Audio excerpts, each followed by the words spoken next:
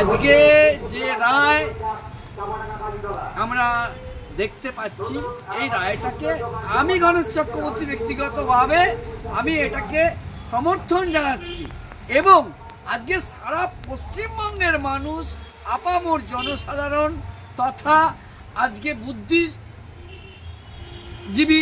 এবং শুভবুদ্ধি সম্পন্ন সমস্ত নাগরিক পশ্চিমবঙ্গের আজকে এটাকে মেনে নিয়েছে। কারণ আজকে যারা প্রকৃতপক্ষে শিক্ষিত ছেলে তারা রাস্তায় দাঁড়িয়ে আন্দোলন করছে, তারা অর্ধাহারে তারা দিনের পর দিন আন্দোলন করে চলেছে, কত তাদের মধ্যে মারাও গেছে। তো আজকে এই রকম একটা পরিস্থিতিতে আজকে যারা উপযুক্ত নয়, যারা অযোগ্য, সেই অযোগ্যরা তারা আজকে স্কুল চালাচ্ছে। এই হচ্ছে দেশের পরিস্থিতি। যারা যোগ্য তারা রাস্তায় কাঁদছে, আর যারা অযোগ্য তাদের টাকার বলে চুরি করে আজকে নেতাদের পকেট ভর্তি হয়ে আজকে হয়েছে। আমরা দেখছি কি না, আমরা কাল থেকে দেখতে পাচ্ছি কি যে মমতা ব্যানার্জি এবং তার দলবল চিৎকার শুরু করে দিয়েছে। মমতা ব্যানার্জি আজকে এটাকে চাপা দেওয়ার চেষ্টা করছে, এই রায়টাকে উনি মানতে পারছেন না। কি দুর্ভাগ্য আমাদের। আমরা সত্যের পথে, আমরা বলেছিলাম সততার প্রতীক, মমতা বন্দ্যোপাধ্যায় মানে সততার প্রতীক। আজকে সততার ফানুস ফুটে উঠেছে। কীরকম না, আজকে তিনি চোরেদের পাশে দাঁড়াচ্ছেন, অন্যায়কারীদের পাশে দাঁড়িয়ে উনি কথা বলছেন, আর যারা প্রকৃতপক্ষে যোগ্য ছেলে তাদের পাশে উনি নেই।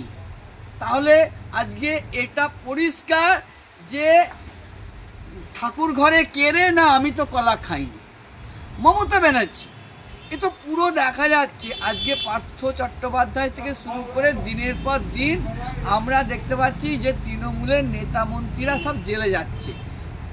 পড়ে আছে কে না পিসি ভাই, এবং তারাই বেশি চিৎকার করছে। তারা মোদী সরকারের নেতা নেত্রীদের বিরুদ্ধে বাজে বাজে কথা বলে উত্তেজনা তৈরি করছে।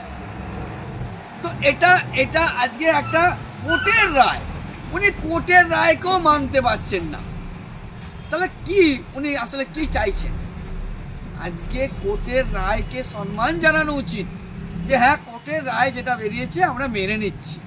এটা যদি বলতো, আমি আজকে মমতা ব্যানার্জিকে যে আসনে রেখেছিলাম দীর্ঘদিন, আমরা মমতা ব্যানার্জির নাম মানে সততার প্রতীক, কিন্তু আজকে দেখতে পাচ্ছি কি না, অন্যায়কারী তাদের পাশে দাঁড়িয়ে উনি কথা বলছেন এবং চিৎকার করে। তাহলে কি ব্যাপার? এ তো পুরো বোঝা যাচ্ছে যে আর কটা দিন বাদে দিদি জেলে যাবে, এটা একদম পরিষ্কার। আমি গণেশ চক্রবর্তী, আমি দায়িত্ব নিয়ে বলছি। আজকে যে ঘটনা বোঝা যাচ্ছে, দিদির এই চিৎকারই বলে দিচ্ছে দিদি এবং পিসি এবং ভাইপো দুজনেই জেলে যাবে। আমি গণেশ চক্রবর্তী, বিজেপি আরামবাগ সাংগঠনিক জেলা সদস্য।